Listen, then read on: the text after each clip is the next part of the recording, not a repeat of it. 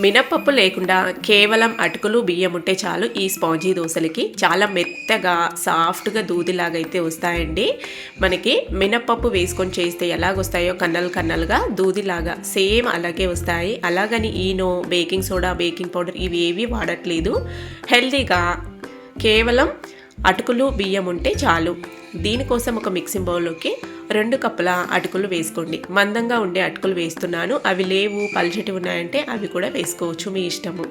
బాగా కడిగేసుకొని నీళ్లు వేసేసుకొని నానపెట్టుకోవాలి.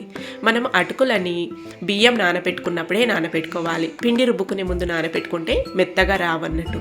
3 కప్పుల బియ్యం వేసుకుంటే 1 టీ స్పూన్ పచ్చిశనగపప్పు, 1/2 టీ స్పూన్ మెంతులు వేసేసుకొని ఒకసారి లేదా 2 సార్లు బాగా కడిగేసుకొని నీళ్లు వేసేసి వీటిని కూడా 6-7 గంటల పాటు నానబెట్టుకోవాలి.